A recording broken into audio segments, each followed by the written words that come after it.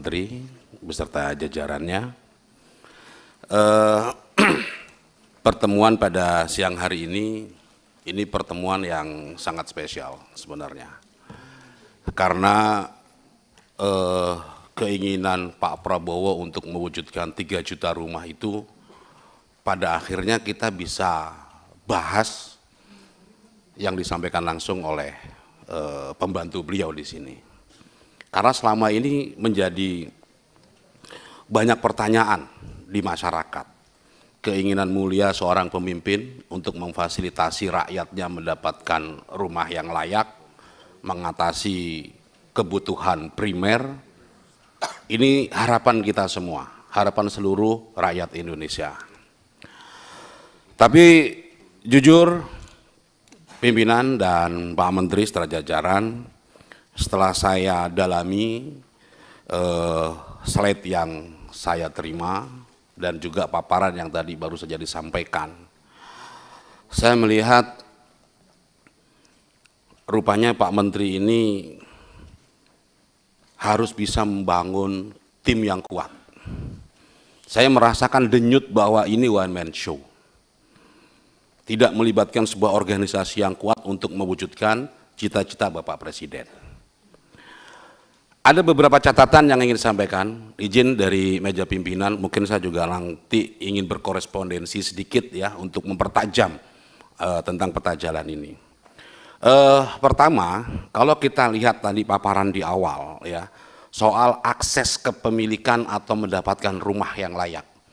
Ya, kalau kita lihat dari data PPS ya yang disampaikan Pak Menteri tadi dari 2025 sampai dengan 2029. Itu cuma 1,7% Pak kenaikannya. Ini dengan target 3 juta rumah loh. Padahal di era sebelumnya yang targetnya itu 1 juta rumah, itu aksesnya meningkat per tahun 2,6%. Ini bagaimana? Dari situ saja kita sudah mulai melihat harusnya orang semakin mudah mendapatkan akses ketika jumlah ini diperbesar. Itu satu catatannya. Tapi nanti tolong dijelaskan. Tapi sebenarnya tanpa beliau jelaskan tentang ini, gitu ya, saya ingin langsung Pak, tentang angka 3 juta tadi yang disampaikan, ini menarik sekali, ya, dari yang disebut upaya lain selesai proses rencana upaya ini, saya melihat kok ini Pak Menteri mengambil bahasa Pak Presiden, ini rencana 3 juta kok jadi omon-omon gitu loh. Ini angka Pak, ya, angka ini cuma capaian Pak, KPI-nya nggak ada. Berapa rupiahnya?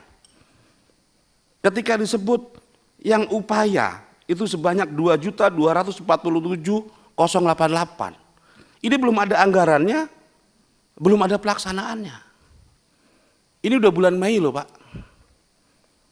Yang 2,24 juta ini masih entah di mana. Bapak tidak menjelaskan kapan ini akan diselesaikan. Terus kita bicara regulasi. Ya. Saya ingin konfirmasi Pak sekarang. Tadi Pak Menteri bilang ini terkait dengan, saya ngambil satu contoh saja tentang dana desa. Pak Menteri sebut di situ itu direncanakan 123.000, ya. Dan kalau menurut pengertian Pak Menteri, rencana itu artinya anggarannya tersedia, pekerjaannya belum dimulai. Betul ya Pak Menteri? Ya, betul ya. Saya mau konfirmasi dulu.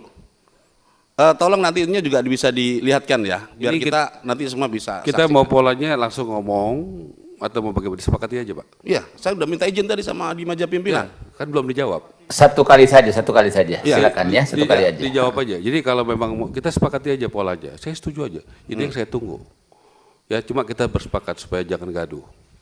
Mau saya dengarkan, saya jawab langsung, atau boleh interupsi, saya ikutin pimpinan aja. Mau selesai. Nggak, ini biar tidak bias Pak. Tidak. Sekali aja saya izinkan. Setelah itu nanti satu kali jawabnya. Ya, silakan. Selanjutnya minta tadi. Ya. Silakan.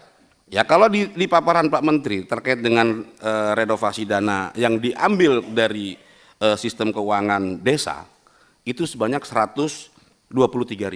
Pertanyaan saya Pak Menteri, 123.000 desa ini, 123.000 rumah ini, itu di desa mana saja? Ada nggak desa yang di Banyumas? Ada nggak? Dari rencana 123.000 ini yang anggarannya sudah ada. Jadi disebut di rencana kan sudah ada ya Pak ya? Mas Sekian Pak Dirjen ya? Jangan tanya langsung, sudah cukup, pertanyaan sudah cukup tadi. Bicara aja. Saya ingin nanti ini dijawab ya. Ya terima kasih pimpinan.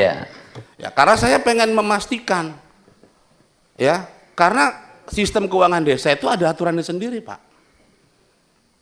Mereka itu rigid, tidak boleh semena-mena menentukan target dari dana desa 123.000. Kalau desa Pak Kades mengalokasikan itu tanpa ada peraturan Menteri Keuangannya, itu mereka bisa masuk bui Pak. Jadi ini nggak main-main gitu loh. Lah ini kalau kemudian seperti ini bahasanya, ya bagaimana teman desa kita? Saya ingin mengkonfirmasi nanti 123.000 itu ada di desa mana saja.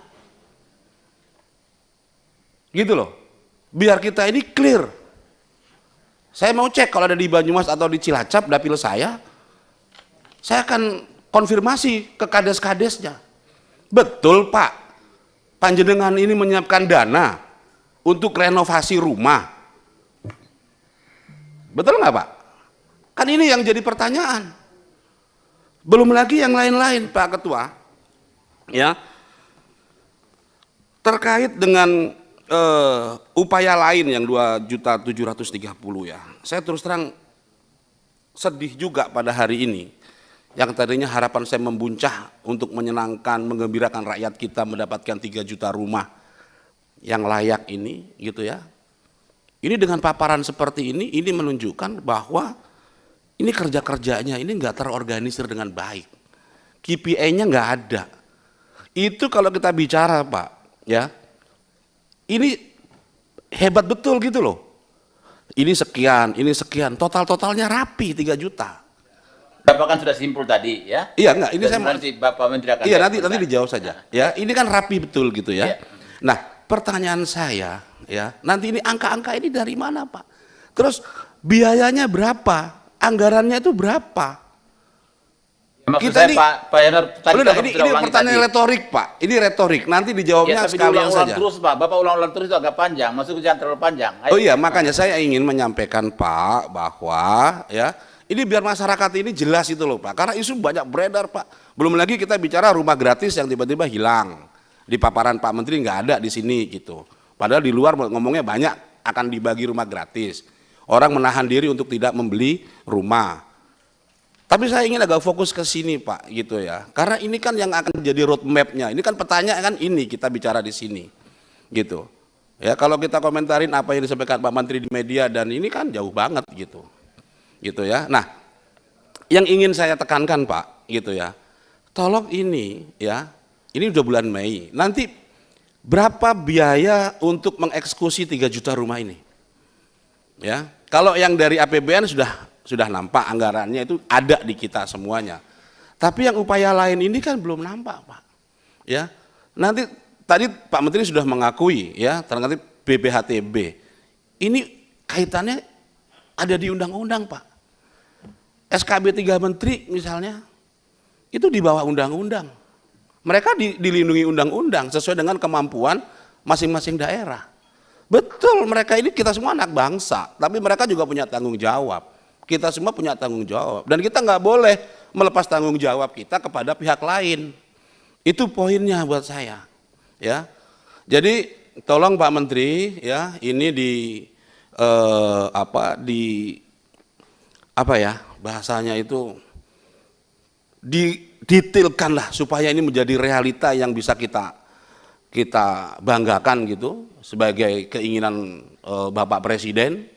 Ya, dan Pak Menteri sebagai pembantu Presiden ini bisa mewujudkan cita-cita itu dengan baik. Terima kasih Pak Ketua. Terima kasih. Ini saya ingin tanya kepada teman-teman ini, waktu kita sekarang sudah 2:30. Apakah kita batasi atau kita biarkan dia berlanjut? Pertanyaan teman-teman, batasi waktu atau gimana? Batasi waktu. Berapa menit? 5 menit ya. Saya ketok 5 menit per orang. Berikutnya Pak Abdul Hadi. Silakan Pak Abdul Hadi. Pak Ketua, izin Pak Ketua setengah menit aja. Saya Pak. Interupsi. Jadi ya saya Pak. Oh Pak Menteri. Silakan. Jadi saya dalam session ini tadi saya dikasih kesempatan panjang.